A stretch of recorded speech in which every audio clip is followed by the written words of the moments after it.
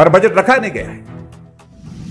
Budget पारित होने के 5 दिन के बाद प्रेस कॉन्फ्रेंस करके मुख्यमंत्री कहते हैं क्योंकि लोकसभा का चुनाव आ गया, लोकसभा के चुनाव में हम कैसे जाएंगे लोगों के बीच में, इस बात का डर मन में था। इस कारण से उन्होंने तय किया कि ये करना पड़ेगा। दबाव आया और उसके बाद उन्होंने प्रेस कॉन्फ्रेंस के 4-5 मिनट की प्रेस कॉन्फ्रेंस में एक घोषणा करके धन्यवाद किया आप सबका। जब आप लोग पूछने भी लगे तो उनकी ओर से एक ही शब्द होता है, धन्यवाद। धन्यवाद करके चले गए जब बजट प्रावधान नहीं है।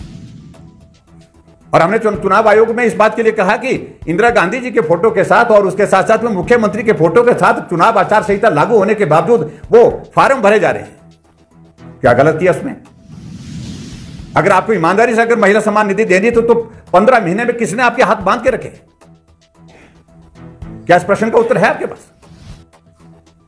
ये बार बार जिस प्रकार से झूठ बोल करके गुमराह करने की कोशिश की जा रही है और हमारी माताओं बहनों को जलील करने के एक तरह के मैं कह सकता हूं ये प्रयास है जो दुर्भाग्यपूर्ण है।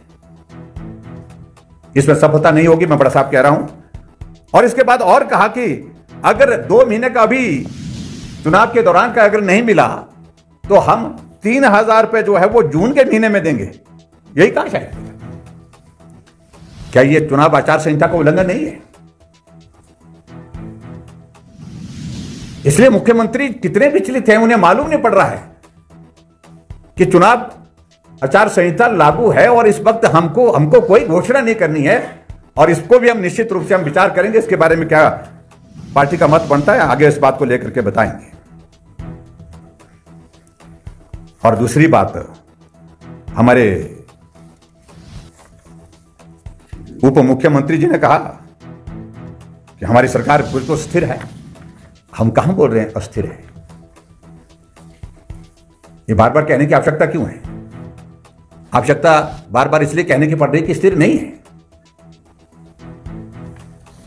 और उसके उदाहरण एक कहने की आवश्यकता नहीं है। मैं आपको यही कहूंगा कि हिमाचल प्रदेश में जो वर्तमान परिस्थिति बन रही है वो कह रहे हैं कि आंकड़े बताओ कैसे होगा कैसे होगा। हम इस बात को लेकर के कुछ आंकड़ों में नहीं जाना चाहते, तो हम तो इतने ही कहते हैं कि राज्यसभा के बारे में भी यही कहा जाता था कि 1 आदमी होगा, 2 आदमी होंगे, 3 आदमी होंगे। हम तो 43 है, 43 हैं। जब राज्यसभा के सिलसिले में भी यही कहा जा रहा था कैसे होगा, जो हो गया आपके सामने है। कांग्रेस के विधायकों ने कांग्रेस से विवश होकर के कांग्रेस पार्टी छोड़ने के मन के साथ बड़ा कदम उठाया और यह सरकार की कमजोरी है, सरकार की नाकामयाबी है। इस बात को लेकर के मैं बड़ा साफ कहना चाहूंगा। और इसके बाद आगे बढ़कर के एक और चीज करने की कोशिश की है। विधानसभा के चुनाव के दिनों में ओपीएस के इशू को लेकर के बहुत ज्यादा हमने बोला और उस सारी चीज को लेकर के इनके पहली कैबिनेट की बैठक में कहा था हमने, उसमें उस दिशा में बात तो की, लेकिन उसके बावजूद वक्त बहुत ज्यादा लग गया ओपीएस लागू करने की दिशा में। उसका हमने न तब विरोध किया, न आज विरोध कर रहे हैं। अब दहशत पैदा करने की, डर पैदा करने की कोशिश की जा रही है कर्मचारियों के बीच में कि अगर भारतीय जनता पार्टी की सरकार बनेगी तो बंद कर देंगे। राजस्थान में भारतीय जनता पार्टी की सरकार बनी, अभी तक तो बंद नहीं की है।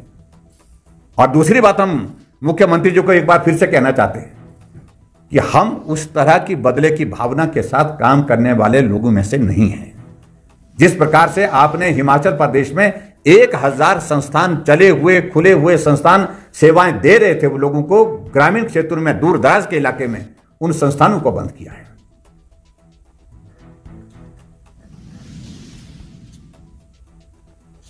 मैं सिर्फ इस बारे में सिर्फ इतना ही कहूंगा कि भारतीय जनता पार्टी को बदले की भावना के साथ काम करने की मंशा न पहले रखती है न आज रखती है।